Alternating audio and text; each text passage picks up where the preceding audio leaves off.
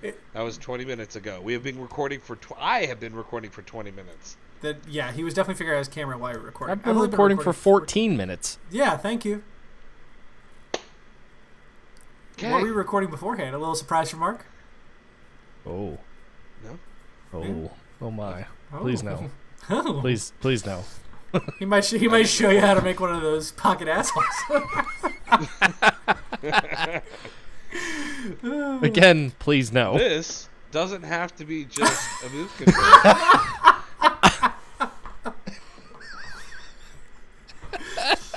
And there it is. All right. Oh, God, that was good.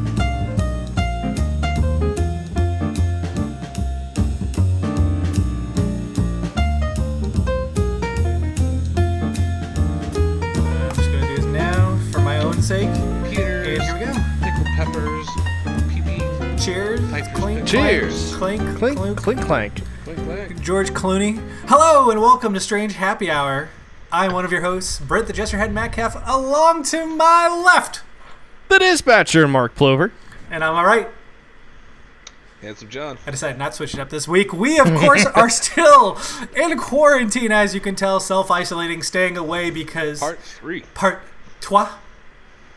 Part Trois? I think that's French Trois. for three. I've never took French. I don't know why I tried to Sure. speak it.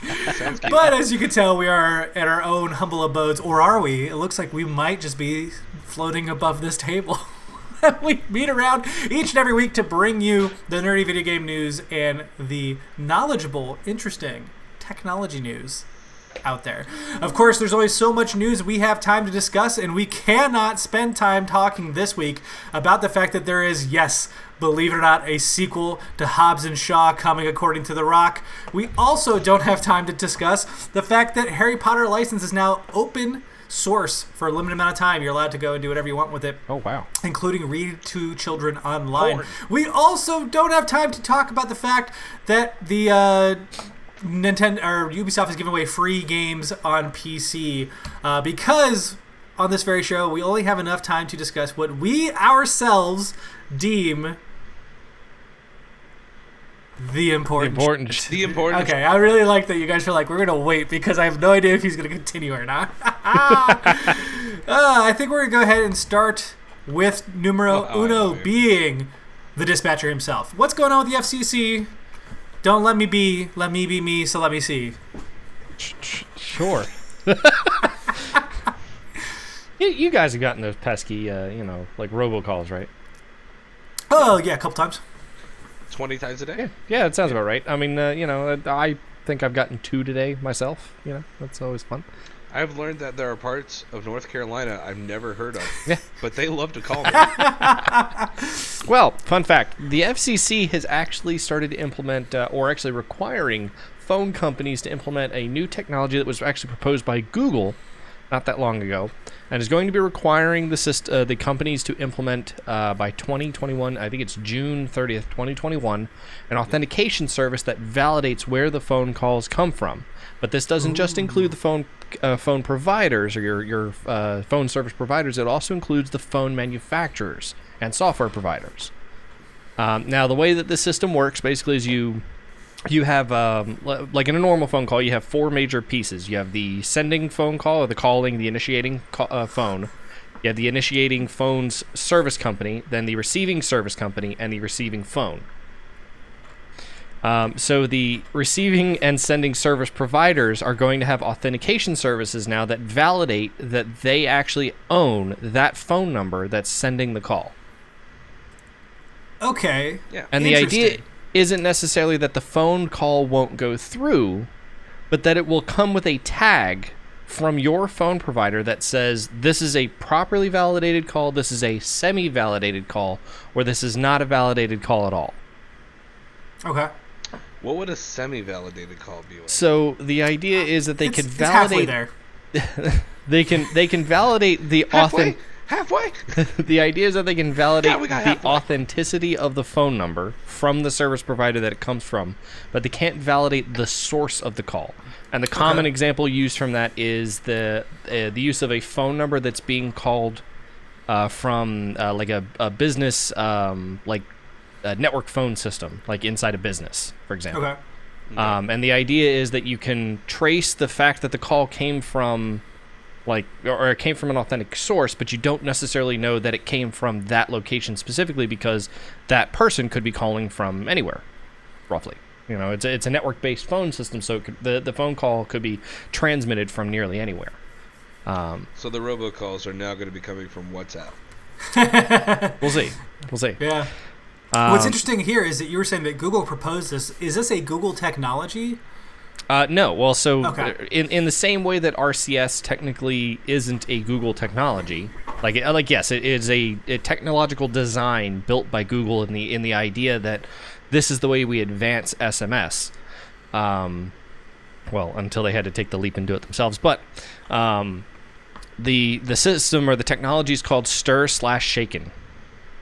That's what I was about to look at. I was like, what is it called? STIR/SHAKEN. I didn't realize we had James Bond on this show. Shake Yeah. and bake is what it should have been. So STIR is secure telephony identity revisited, and Shaken is secure handling of asserted information using tokens. Okay. I don't know how they get shaken, like the Kens in tokens, I guess is the Kens. Get out of here. What But nerd anyway. decided to make this? A Jeep Pie, They I were guess. just like, we need to make this sound cool. All right, we're doing this. It's going to be cool. But anyway, so this is a Google design technology similar to RCS. The difference is that they're not specifically going for the implementation. However, they did propose it to the phone companies, and they proposed it to Congress. And Congress is the one who came out because they apparently had a working proof of concept for this. Congress is the one who signed a law into place or had initially visited it to push the FCC to make the decision to say, yes, this is going to be a required technology now to validate phone calls as they come through, and it requires every single person or every single entity in the chain to implement this as well. Well, I mean, I think it makes the most sense, especially considering the fact that this is kind of becoming so predatory. Like, for us, it's an annoyance, right? For most people who understand technology and how these things work, it becomes a frustration. But there are plenty of people who don't quite get who they're talking to. I mean, it sounds obvious when you get the phone call, but realistically, they're not understanding that this is not a poorly spoken individual. This is a robocall. They're trying to get data from you. They're trying to this is not the IRS. They get your Yeah, personal information, correct. your social security, your address, any information they can pull from you, they could do something. Correct. To you. It doesn't matter. Yeah, and so I think that this is a smart move on their part. And not only does it help protect those individuals, but it also makes it so it's less annoying for us. And quite frankly, I think it is up to these corporations to manage it, right? I mean, you've built the technology, We're you have holding this. YouTube accountable, right? Why can't we hold the phone? Yeah, exactly. Like, you have all these systems in place so that people can take advantage of it, and it's on you to also fix that loophole. Right, there's no way. I mean, to there's be a $10 billion a year industry, that's massive. And you know the people who are hardest hit are those who are gullible and not used to technology, which tends to be the older crowd. Older or, So that also honestly, economically challenged. Yeah. Well, so the other side of this, the devil's advocate side of this, I guess, that I see coming down the line before this actually goes into place, because even though the FCC has made it, rule, they can still undo it at any point, especially if a court overturns it, for example. I can see the phone providers, unless they all decide they're going to get on board with this, at which point, cool, that's fine. I don't see a reason why they wouldn't, because it doesn't really affect them. And Well, honestly, the call load going down could only be better. Well, so yeah, from that perspective, I get it, but your internet service provider doesn't necessarily take the blame or take the onus if you get hacked. I mean, that's not their responsibility. It's not their responsibility that you get bogus information sent to you, or you get hackers coming into your network anyway. If they find a way in, that's not their fault. That's not your device's problem. It should be if it's their equipment. Well, but that's the thing. It's not their equipment. I mean, all the information is with being my sent case, over their AT&T equipment, but your fiber, you have to use their But, equipment. but that's the thing. Your phone service provider technically, yes, the information is coming over their equipment the same way that the internet packets come over, your ISP's equipment. You're just receiving an attack of a different kind. The problem is that the phone company is actually sending you false information when they have the ability to not do. But all they're doing is sending you the information that they're getting. They're no different than your ISP does. So, like, if somebody uses a VPN to falsify their IP address before they send you, whatever fake commands or a dead file or a virus or something like that, is it your ISP's fault? Or is it the server's fault? Is it the original person that sent its fault? Who takes the blame here? Well, for instance, companies are trying to mitigate with emails, for instance, where now if we get an email outside of our safe zone, it comes with an ext extension on the beginning of the email to say, hey, by the way, take a look at this. This is not a trusted source that we have within our community. So, I mean, again, it's one of those things where, throwing up a flag saying, when you have the ability to, you should. Yeah. And AT&T was profiting off of this a little while back, which I wasn't a fan of, and I think still might be. I think there's tiers of it. You get, this might be a possible call, and then you have the tier where you pay for it, and those calls are automatically ignored for you. Well, I mean, your phone can also do that, so... I see also the capitalistic bend here would be somebody like T-Mobile coming in and saying, hey, guess what? We have the technology, so does everybody else, but they're not using it, or they're charging you, so we're going to do it for free. And that market will push itself. Yeah, the capitalistic extent there is definitely going to be worthwhile looking at. And it's something I would definitely see being pushed out there. Like, you robocalls? That's just my view, I guess, on how I could see the phone companies responding to this and saying that this is not our fault. This is not our fault. This is not our problem. And realistically, and yes, there is something they can do about it. But now with the FCC making a requirement for this, they have to abide by it anyway. But I could see if one phone company, especially some big player like AT&T, Verizon, whoever, T-Mobile, that kind of thing, wanted to make a big enough stink about this and got enough people banded together. Exactly. Boost Mobile. Yeah. No, if they got enough of them together, I could see them going to the Supreme Court about this and saying, we think that this is putting undue burden on us, that this shouldn't be our problem. This isn't our responsibility. We're only money off of this, then it is their responsibility. But if they're only transmitting and receiving the data that they're getting, then they're technically doing what they're supposed to be doing as your service provider. It is an interesting bend, because when you're talking about somebody who gets sued for libel, you don't sue the newspaper. You sue the person who actually wrote the libel. You don't. You're not wrong. Now, I think there's a level, unfortunately, where companies don't tend to agree. I mean, there is some good Samaritan portion of this, of you can do this to better the customer experience for your customers, and even though it's going to cost some money to put into place, that infrastructure can be utilized over time, over and over again. The cost will slowly go away. But unfortunately, most corporations don't think that way, especially when we talk about our major mobile. How much cost would this really add to them, though? I mean, how much could this possibly cost? I mean, you're talking... From a data perspective, from a data perspective, it's not that terrible from an implementation. It just means that every call has to have a digital fashion to it now. The hard part here is that it does require a third party to be involved. Yeah. So, the way that security works on the internet is, with HTTPS, for example, the server sends you their certificate that says, this is who I am, and it's signed and validated, and this is the source of it, this is the address, and the whole deal. And you actually will go to and the certificate will say, this is who you can go to validate, and your internet browser actually has something that says, okay, I know that this is a valid person for me to go to, so I'm going to go double check with them, and you send them the certificate. And they're the ones that tell you whether or not this is valid. So in a similar fashion, the phone companies between each other will be doing the same thing. They send a little header with a piece of information with a validation certificate from an authorization server that says, this is who I am and I rightfully own this phone number. Here's the signature that says so. And then you turn around back to the same third party and say, is this valid? And that third party will say yes or no. So is it possible for Verizon or AT&T or somebody to buy said third party and do that entirely in-house, or is it required? So according to the FCC's requirement, based on the fact that Stir and Shaken are the required methodology here, that requires it to be third party. Okay. Well, yeah. It does make it more complex. Mm-hmm. It does that they have to go through a third-party service, and there's as far as I can tell, there's no word. Now, granted, the news article may not say anything specifically, but the problem is that comes into play is if that third party says, hey, look, we need to be paid for this. Like, we run servers, we literally validate every single phone call that comes in and out of everything across the country. We need to be paid for this because, that needs to happen. Well, that puts an extra bill on there. Now, the FCC could make a requirement that falls under federal fees, that kind of thing, or taxes anyway that comes out of that, and they just get granted for it. But there's no specifics on that yet. But we're still a year and 3 months. 3 months. Yeah, a year and 3 months, 15 months away from this actually being implemented. So I'm sure there's a lot left to be shaken out in this. Do we know, because John's, when he was talking about it, AT&T already does this for a higher tier, right? You pay more money. Is that done through a third-party provider, or is that done entirely in-house?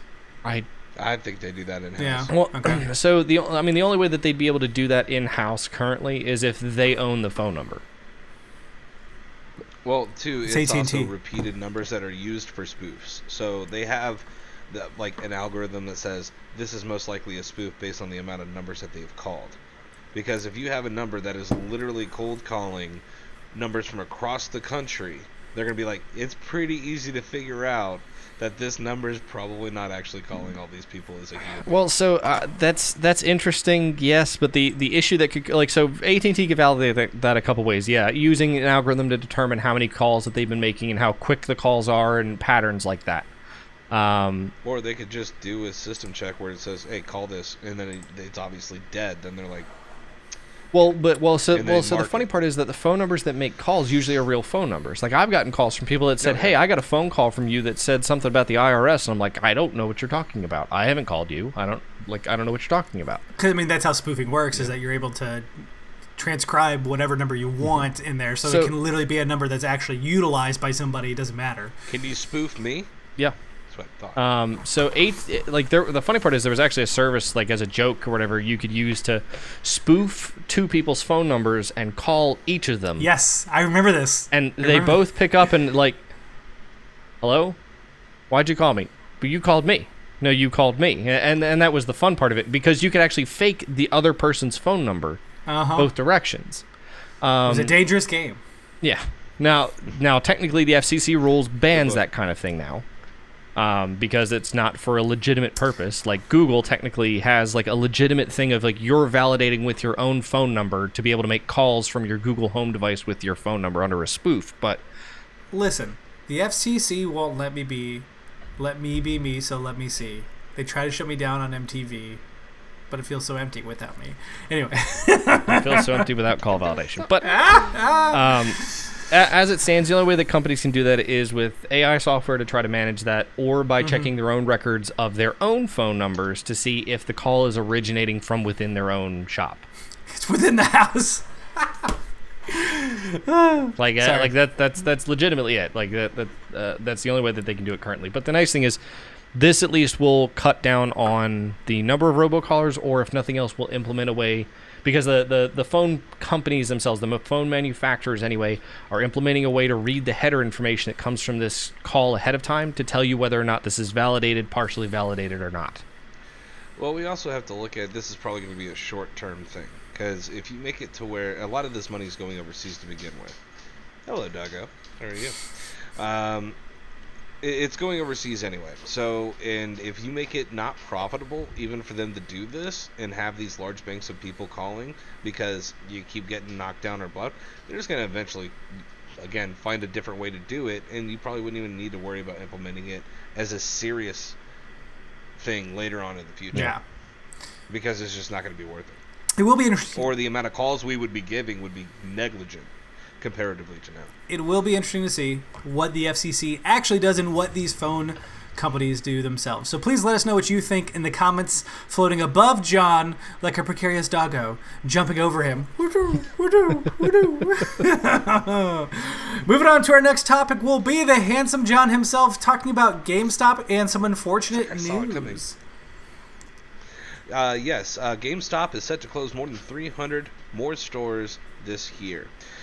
This coming is a shareholders report where last fiscal year they closed down 321 stores. They said that they will possibly even exceed that, which is no real surprise as we've seen their decline in their shares lately. But don't worry. John, in this they're essential. Yes. Oh, They're sorry. essential. During mice, this essential forget period, that. by the way, in quarter 4, they actually made up their numbers to where they weren't actually in. They led to a 2% increase in sales in recent months due to the coronavirus essential sales. Wow. Which is kind of ugly and sad in its own Yeah. way, but also just kind of like. But it went from being 600 and their net loss, by the way, went from 673 million to only 470.9 million. That's what they made up in that time. Jeez. So they're still on the track to lose $491 million as of right now. That is not including what's probably going to happen by the end of the year. And as we know, they were set to lose $1.3 billion last year, but with the sale of Spring Mobile, it only went up to, I think it was like $800 million in losses. So, I mean, we're not going to see this this giant here much anymore with, the coronavirus here being, stirring everything up. We can't go get our hard copies.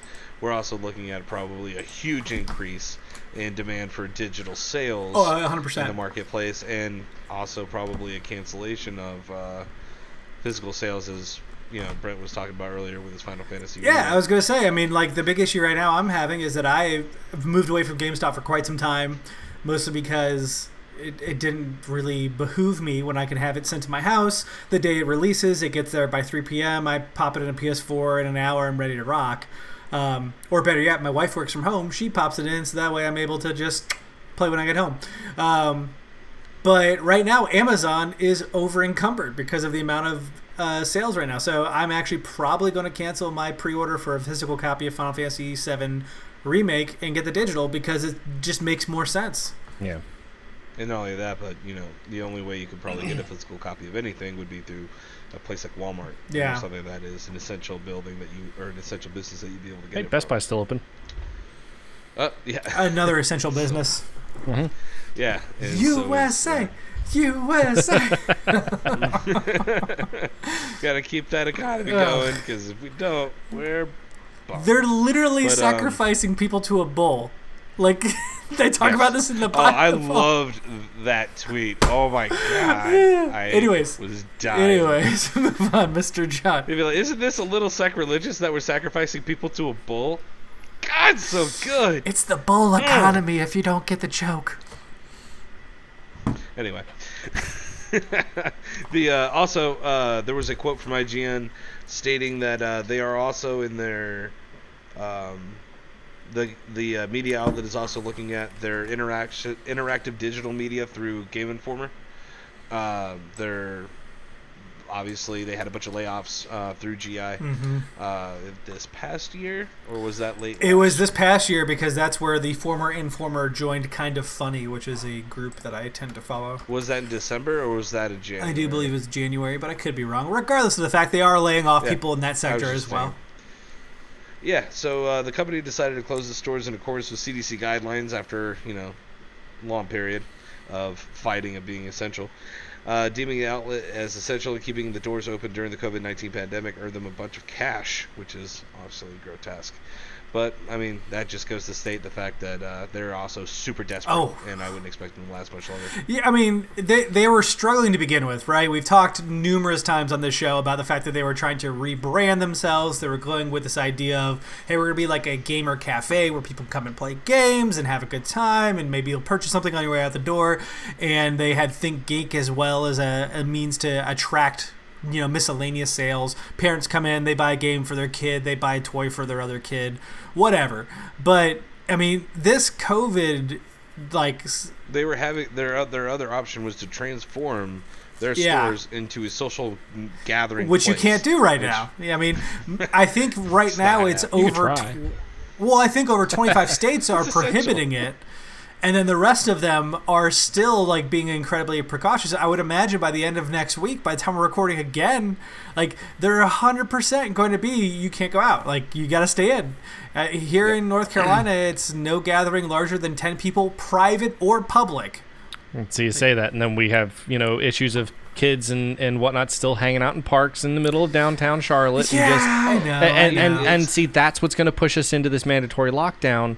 And it's not going to just be here. It's going to be nationwide at some point. I got one better for you. They had religious gatherings, multiples of them last Sunday in Florida. They still had service against orders. The sheriff had to come in and arrest the pastor. Jeez. I know. And they're doing it, and Louisiana has confirmed, multiple places in Louisiana have confirmed that they are also going to ignore orders and still have Louisiana service. Literally continued on with Mardi Gras, and they're one of the biggest hotbeds of the cases right now. Not to get on a soapbox. Yeah, obviously. But my point is that's going to force us into this forced lockdown in multiple states across the country, which is ultimately going to push GameStop towards the soon inevitability of bankruptcy. Sooner? Yeah, sooner. Yeah. Well, sooner, yes. Yeah, it's really... Which is sad. Don't get me wrong. Yeah. Again, I like the physical media, and I don't want it to go away. And, don't get me wrong. I know I can go to not GameStop. Go over to Walmart, but it just doesn't feel... It just doesn't scratch that itch. So this is where I'm curious to see, once we're done, if we get a large swath of local game stores popping up left and right. Like, we have some barcades here in Charlotte that we're all familiar with, but there's also, the one I talk about all the time, Save Point Games, up in the university area that I adore. Mm-hmm. And can we get more of this spread out because GameStop was occupying those cheaper, lower rent areas? Well, with the expensive rent of most places, they can't compete. And there's just not enough sales in the retro market to warrant that. Granted, there has been a spike in interest in it lately, but I don't think it's enough to keep them going. Yeah, I'm actually surprised Save Point Games is doing what it's doing. I'm curious to see if some of the IRL places don't start taking this up, I guess, as an opportunity. Like Mighty Meeple or Save Point or... Well, Save Point already does, classic games anyway, but... like Mighty Meeple, I could see, suddenly being like, okay, well, there's an opening for this now because there are no physical stores that sell games anymore, and for people who still want that, because they supplement their income through, hosting tournaments and selling board games and things like that are kind of a niche thing. Why wouldn't they be the next ones maybe to start selling video games inside their stores? It would make sense because the community is very much intertwined. Yeah. I mean, if Save Point Games was smart, they would have everything on carts to where they could put everything up against the walls, cover it up, and then have a Magic of the Gathering card game area that people could come, and if they want, the store's dead. They do. And then it's like, hey, you mind if we play some cards? It's like, yeah, sure. So what they do is they do regular tournaments. They do any of the modern fighting games and classic fighting games, because they sell up to the current console. Like, they have PS4s and Xbox Ones and all that stuff in there. They just tend to sell used. They don't really buy new. So it's a shop where you can turn in money and then use that to buy games there. But to take it back kind of to GameStop, I do believe that there is going to be an influx of these smaller stores opening up that are local that people kind of want anyways. I also think there's an opportunity for a larger corporation to purchase GameStop. Like we've talked about before. We have to also remember there's still 5,500 of these stores. Yeah. Oh, well. They're only closing 300 and But change. like you said, though, by the end of this year, how much are they losing? Right now, they're already 490 deep. The only thing that can happen is they're going to go so far to the hole that somebody like Walmart or Best Buy, probably not Best Buy, but Walmart or Target's going to come in and go, guess what? We now have a GameStop portion of our store. So Target is the exact same color scheme. You don't even have to change anything. Your electronics section will now be called the GameStop corner. It'll be branded GameStop, and you've bought the property. You get all their stock, and you purchase games that way. And honestly, the only one that would have that kind of money would be Walmart at this point in time. And I know Target does have a pretty good market share in certain areas. I don't know how they are nationwide. I know in the Charlotte, Concord, even over into the Belmont area, they have a pretty good standing. I don't know how they are worldwide. I know in California they also had some standing as well, too. But Walmart is everywhere. So if I was to assume that anybody would do it, it would be Walmart. Yeah. But don't forget, they also put themselves out for sale and nobody bought. No one took the bait. But that's because at the time they were too expensive, and that's my point. Is like if you lower that value because they have too much cost, like somebody's going to buy it up because it is a household name, and if you can and that's where I think that if you're going to see the sale, it's going to be this year or the beginning of next year entirely. at the end of the fourth quarter. Yeah, because their total worth is going to be a third of what it was last year. They have been holding out entirely for new generation consoles, and by the time they reach that point, they're going to be too far in the hole. Yeah, and granted, even they're not going to make any money on the consoles. They're hoping to make money on the games and to get like the increased traffic flow, which is cool. And if the rumors with PlayStation VR also occurs later on down the road, where they have a new model come out, that would also help. Don't kid yourself. Again, GameStop will not be around that long. Yeah, I know. That's my point. Like, it's just you're just depending too much on new consoles to give you that boost, and I just don't think it's going to happen. Yeah, I don't see them. But my money would be on Walmart if anybody bought them, though. I'll be honest. If this keeps up, if they're going to be closed out, that kind of thing, they're just going to lose out on so much revenue, and the expenses are going to continue to sit there. So, I want some pterodactyl. I would say that I would imagine that they're probably going to be out by the end of the summer, maybe mid-fall. Interesting. Okay. I think it's going to come early. I think the reason is because I think with the deficit that they've got, especially if they've talked about having a $400 million deficit, then they're going. That's true. Their fourth quarter just ramped up. Well, but that's the thing. Like, if that's going to be the issue, then I think at a certain point the higher up execs and the board members are going to have to say, okay, we're just going to cut our losses. We're out. We're going to sell all the stores, and that's just going to be the end of it. Well, especially. Well, they're going to have to back out slowly because they're going to have leases that they'll have to pay out.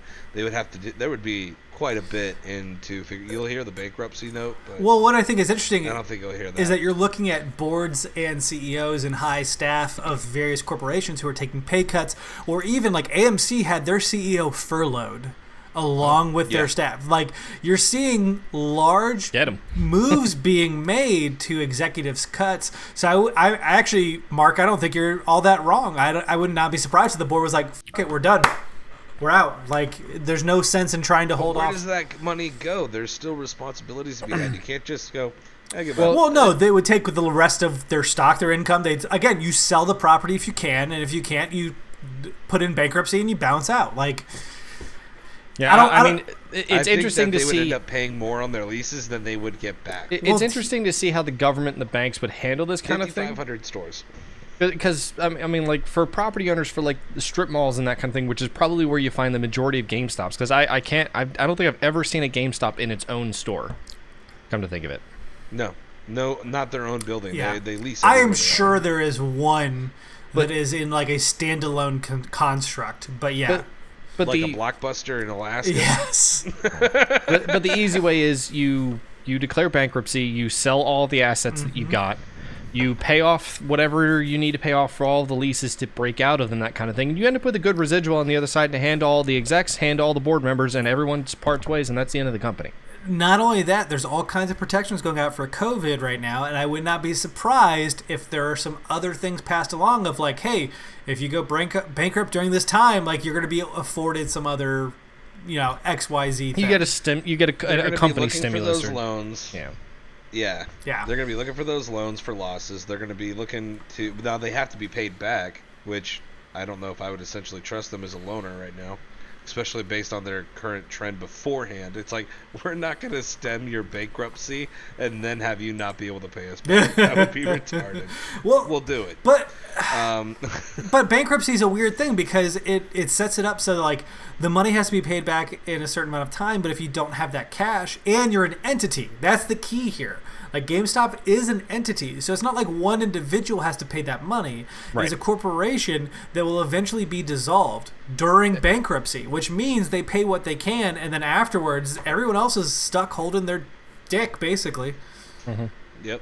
Like, so it's possible for them to do so. Yeah, I just if those people don't want to lose money. So if they were going to do anything, like I said, they'd be looking for a buyer right now. Yeah. And if they were smart, they would end up going to Target or Walmart. Ooh. My bet right now, liquidation. I mean, Walmart. I mean, all right. Let's put it this way: Buffett pulled out of Walmart. That should tell you. I was about to say, he doesn't have a whole lot of faith in Walmart. The f is buying anything right now? Nobody. No, everybody. I mean, it's not going to happen right now. I'm talking about later on down the road. Yeah. Like the recovery is going to be interesting. But again, it's going to be pennies on the dollar. So it's kind of like we come up with this prestige name that has also a digital valuation that we could, or a digital marketplace that we can kind of play with, and it just really depends. Yeah, it's super sad to watch happen, but I think the collapse is inevitable. Yeah. But like I said, there are still people who could afford it. So this would be my plot twist. Awesome if it happened. Weird theory. Steam buys them. No, get the fuck out of here. Get the fuck out. Literally, why? Why? What? Yeah. Where does this come? I mean, don't get me wrong. Valve literally has money where they can go, okay. Oh, wait, that was 1% of our earnings. Okay. Yeah.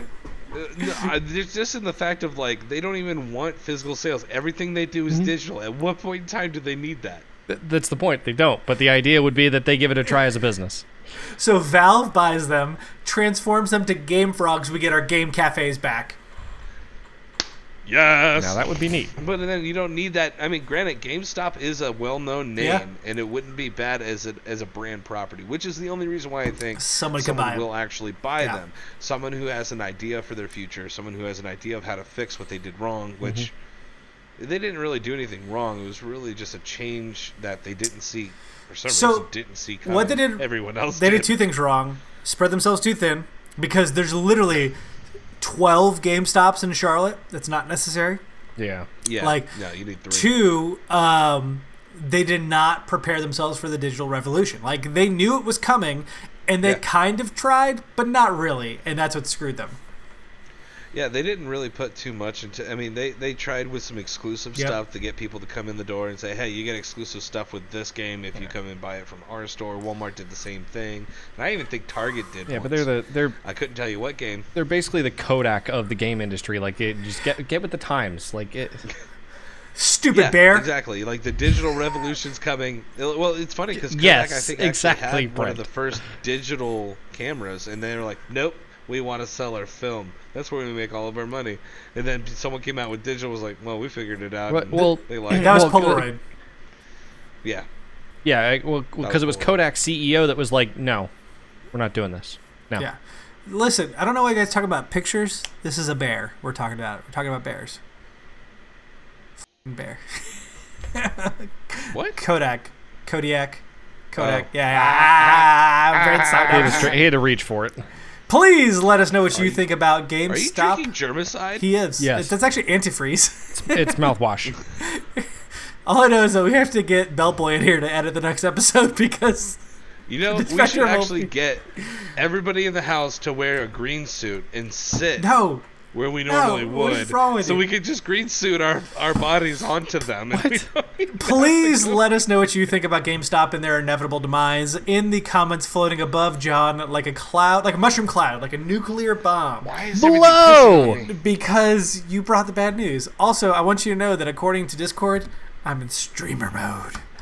But it's finally time to talk about my topic, which is, of course... Stay safe, friend. The fact that Epic Games is set to publish the next titles from developers behind Inside, Control, and The Last Guardian.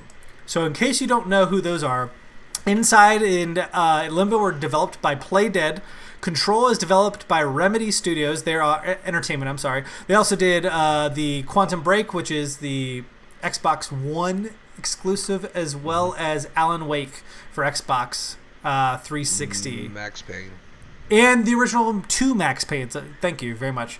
And then the Last Guardian developers are the same people who did Ico and the Shadow of the Colossus. So these are not small developers. Like, these are fairly, arguably Playdead, the smallest of them. But even still, huge. Small but very talented developers. And very well renowned. Now, the big deal here is that they are going to fully fund these products.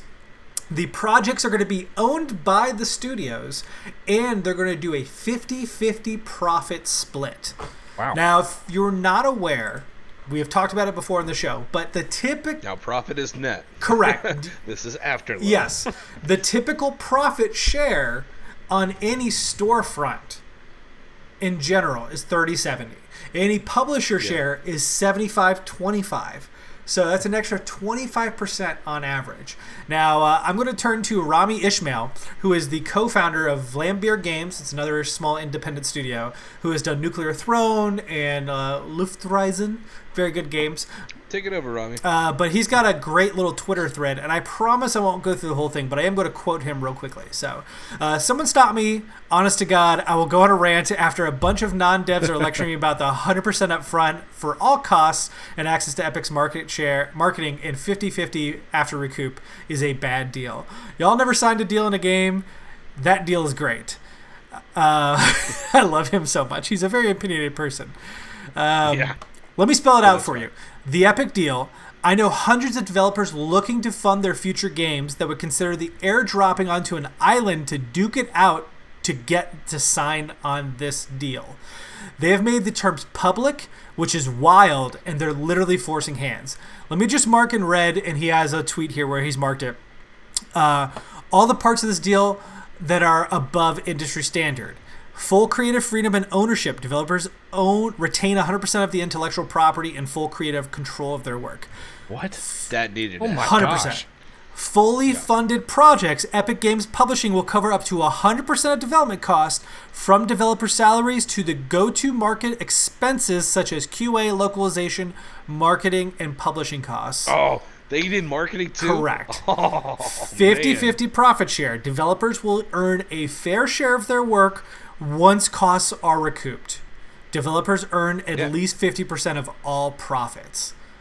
Yeah, that includes marketing. Yeah. I 100% totally understand Jeez. why everybody is creaming their pants over this. Correct. This is not only above and beyond what is industry standard, but as we've discussed, like Epic is constantly taking their Fortnite money and using it to try and pave the way. And I know we actually have people here at Strange Gaming who don't agree with that concept, but I hate to say it, like they are literally trying to change the industry with that money.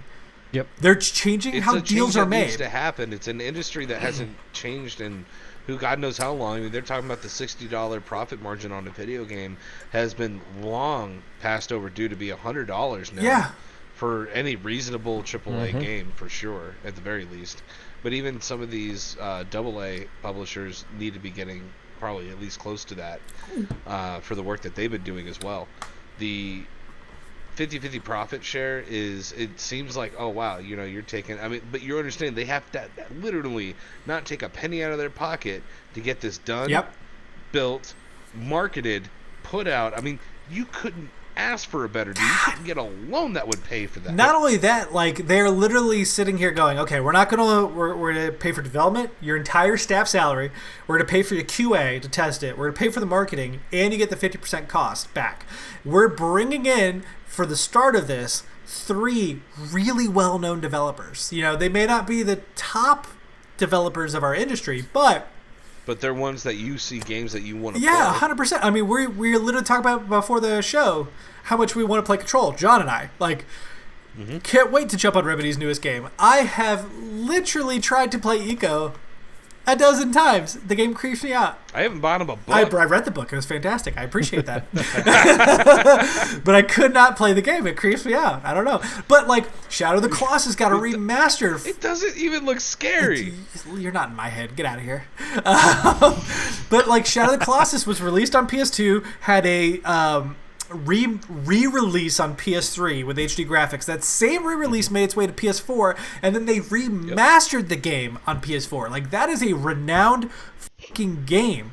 The Last Guardian was in development for 13 years, and they released it on PS4. Also, was hit softly, if I remember. That's correctly, exactly why these developers are going to Epic, because the sales on all of these titles. So Inside was an Xbox One exclusive for a month, then came to PS4 and PC. If that game would have came out in its original timeline, it would have been probably successful. I agree. It would have been, but it did not for one reason or another. I know. And so here we are. I know Control, arguably Game of the Year from the Game Awards, from like numerous outlets. People are ecstatic about the game. Soft launch. Like, it did not meet its numbers at all. As a matter of fact, the only reason why it was even remotely profitable, and Sam Lake, the head of Remedy Entertainment, has gone on record multiple times saying the only reason why is because we did a $30 million budget, which is low. That is a low budget, and we made our profit back on that. Wow. So the fact that Epic is saying we'll cover all of it and you get 50%, hell yeah.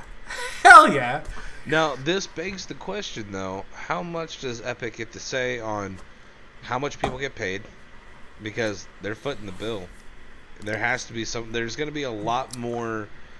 If they're going to be footing the bill, there's going to be a lot more integration of them into every game. And that is the only part that gets me worried. They're like, oh, do they get. I don't see anything where they say you have 100% artistic freedom. Well, so. Yeah, it's 100% your game. But if we don't approve it, you don't get that's the same with every publisher, though. I mean, not only that, here's what we have right now is we have literally what they've given us publicly, which we've seen, which is unprecedented in general. We don't really see these kinds of contractual deals. Making a statement. But correct. Yeah. But also Epic doesn't own these studios. They're literally just publishing. So just like when you have a book publisher, the book publisher comes to the author and says, we are going to give you this much money to make your book, you go and make it. So it'd be similar here, where Remedy Entertainment's going to come to Epic and say, we want to make this game. This is what we think it's going to cost. Epic will say, we'll give you this much. Yeah, I could see it being a lot more softball than that, and saying, this is what we want, this is how much we think it's going to cost, and then comes down the line like, we need another $100 million, and they're going to be like, okay, this is fine. But it'll be interesting to see how this works out. It really does, because they're a company that I think that transform the industry is definitely a possibility with, whereas there's a lot of other companies that I think are incapable and they don't want to change the status quo. Yeah. And they'll do everything they have to try to fight Agreed. it.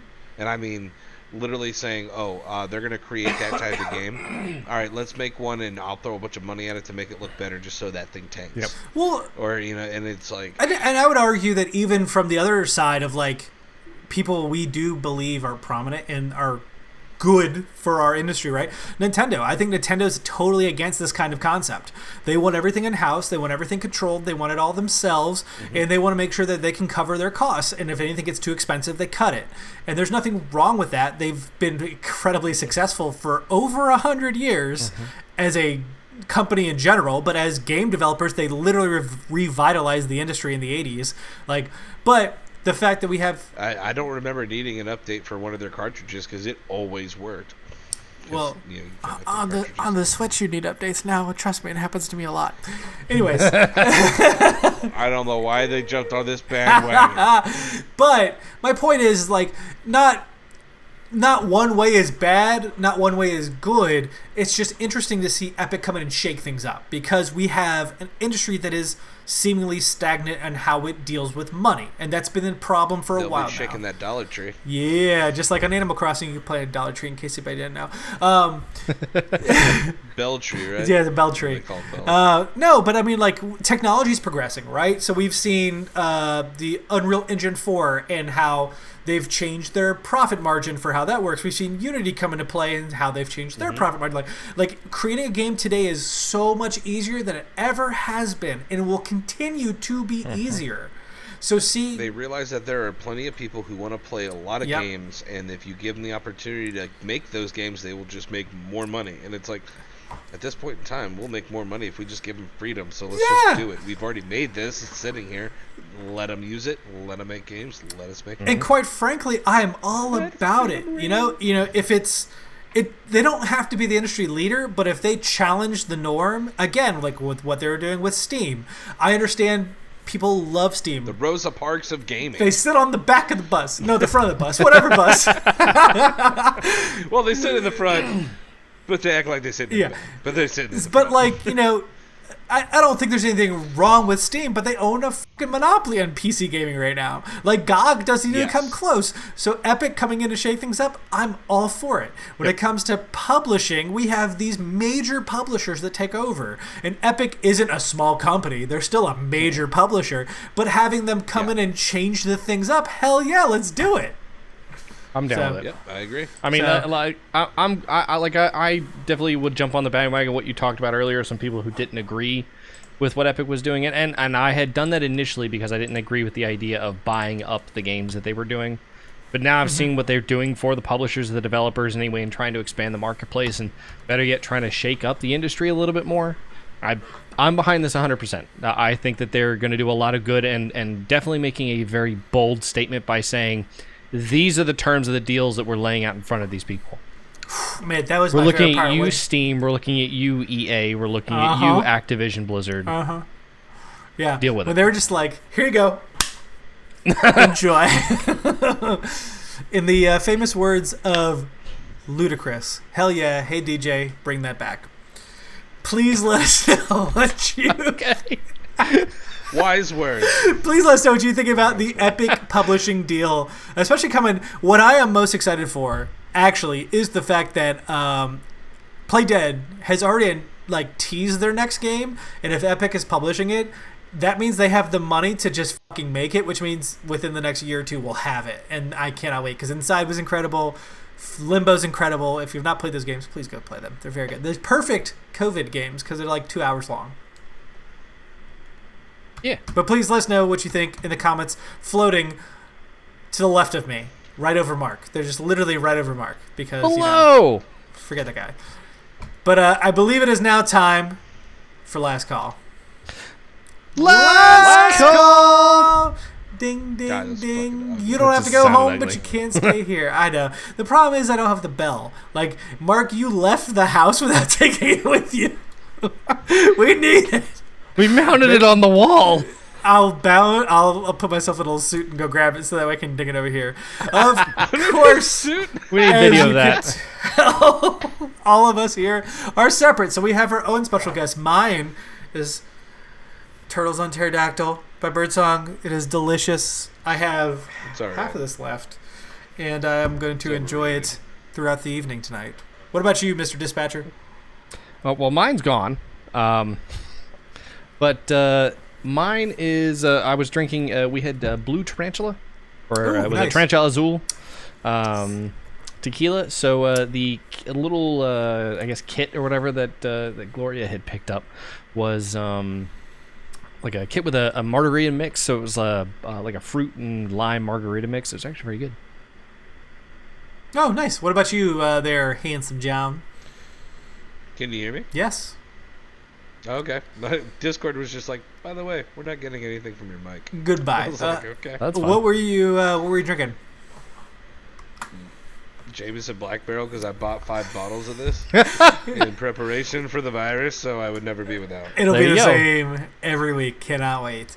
Of course, we do have our Discord, which you are more than welcome to drop in. I see people talking all day long, trying to join games of CSGO. We've got League of Legends. There are plenty of people in there who want to play games. So if you're looking for some friends, please feel free to use Discord. We, of course, are using Discord in order to talk one another as we are sitting here recording. All the time. All the time. So please hop in.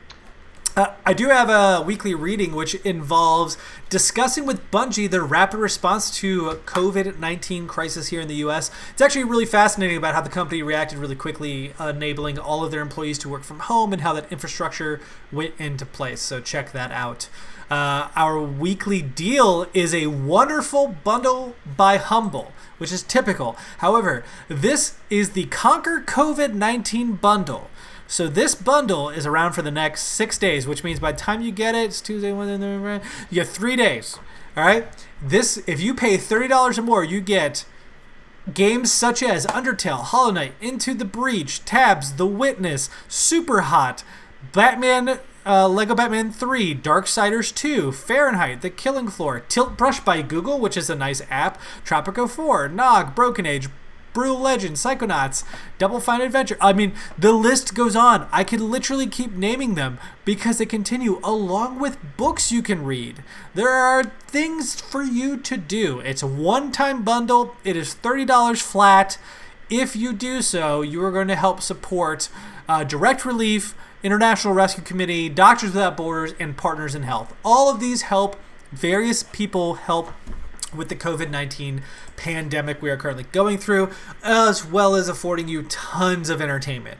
So please feel free to check that out. I know $30 sounds like a lot, but you are definitely getting your money's worth in that bundle. Also to note, those are all available on Steam.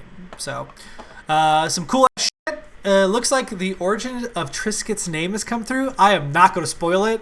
There's a wonderful Twitter thread on this that came about literally the day after we recorded last week, and I had to put it in there because it's hilarious. Okay. Did you want to talk about the possibility that remake's coming early on digital?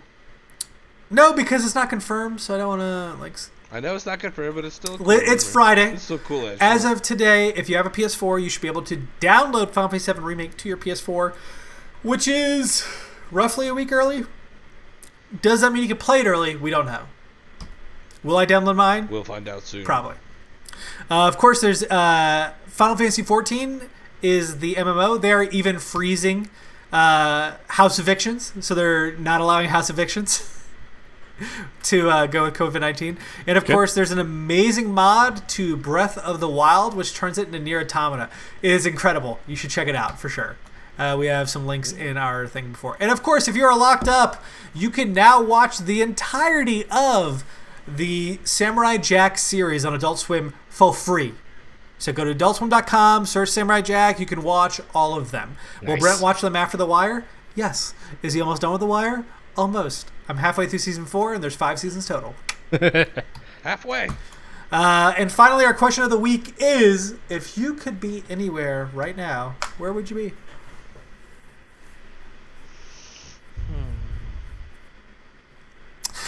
The caveat would be, if you could be anywhere right now without COVID-19, right? Because it's a little weird to be like, well, if you could be anywhere right now, well, I don't want to go anywhere because everything's locked down. But if I could be anywhere right now, I would probably want to be in one of 2 places. Japan being one of them, because I love the idea of going to Japan. I've never been there. We're planning a trip next year. Hopefully it'll happen. But Japan. The other one being Italy. And I haven't thought about Italy in a long time. I went during my senior year of high school. I was very fortunate. I was part of a chorus, and they do one international trip every 4 years. That 4th year landed on the final year of my high school career, and we went to Venice, Florence, and Rome. And ooh. I adored Venice. And even right now with the restrictions, the idea of going to Venice when nobody's around sounds amazing to me. It really does sound like a very comforting, relaxing vacation. Brent would go streaking through Venice. Yeah, in the canals. Just swimming naked. Are you kidding me? Come on. The history there. You like that kind of thing anyway, right? Yes. What about you guys? I don't know. I'm totally okay with staying local. I mean, I would love to go not even local. I don't know. When it comes to places I love being, it's usually involved with nature. Your instance is is it right now during the COVID-19 crisis? And it's well, all those places you chose would be very poor. But if you're talking about places you just want to be in general, I mean, dude, take me to an isolated island somewhere where I could just stare at beautiful beach, ocean, and sky and do nothing for a week. I'd be okay with that. Okay. Any specific location for that beach or ocean? Honestly, it doesn't matter because all the ocean looks the same anyway. Wow. I beg to differ, sir. Have you been to the Caribbean? They have crystal clear blue water.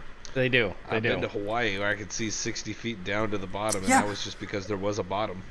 Is that not different than going to Polly's Island where you can see about 2 feet in front of you? I didn't say I wanted to go to Polly's Island. You said anywhere. I want to go to a beautiful... No, you said anywhere. You did not specify, which is why I asked you to specify. Nothing on the East Coast is worth seeing in general. God. No, let me go to Jersey Shore. We'll get that handled. Yeah, there you go. It'll be a great time. Fist pump myself to death. So let's see. So you're doing this irrespective of COVID-19, or are you talking about with You can do it COVID? how you want, because I have done it both ways. Where I want to go to Japan without, I'd like to go to Italy with. We could be like that billionaire and be like, I hate my life. I'm out in the Grenadines on my giant yacht. How horrible it is. And shares pictures of his giant fucking yacht and the beautiful area around it. That was probably taken with a drone. And I'm like, you're such a pedantic piece of shit. Okay. I think Italy with is an interesting idea because that place is hardcore on lockdown, but it also has like a 13% death rate. Right yeah, now. Cool. but let's do it. Not like a little adventure to your life, I guess. No, actually, I guess with I've always wanted to do the Scottish Highlands. Like I've always wanted to see the Scottish Highlands. So you want to talk about like desolate, away from other people, social distancing. Go see the Scottish Highlands. There's not a whole lot of people out there. If you find yourself out in the middle of nowhere, I mean, I think that'd be kind of neat to find yourself a little place to stay, not far, I guess, or like a small hike away from that kind of thing. I could see Mark in a kilt, nothing underneath. He just walks in the Highlands and goes, woo! I own a kilt. I don't know where it is, but I own a kilt. Because no one's around. And he's like, I'm just going to flash the world. And then he walks away. And it turns out I don't want to see what's on the inside of that kilt. there were some sheep staring at him the entire time. Yeah, sheep. Yeah. Please let us know where you would like to go if you could right now. That would not be in your self-isolated location. Hopefully you're self-isolating. If not, please, for the love of God, like we're trying to stop the Mark spread. Away from your sheep. Yeah, keep Mark away from the Highlands and his kilt and his hand. And but some sheep. also, like, self-isolate. You don't necessarily have to take this seriously in the sense of like, oh my God, the world's going to end. But you should take it seriously from a health perspective because it's not about you. It's about our entire Stop telling them world. what to do. Natural selection. It's fine. Wow. Oh, there it is. It's called a herd Seriously, mentality. If you haven't If we figured it stay out by away, now, we're good to go. It's okay. Go wander out and lick a toilet. But until next time, cheers. Cheers. Cheers.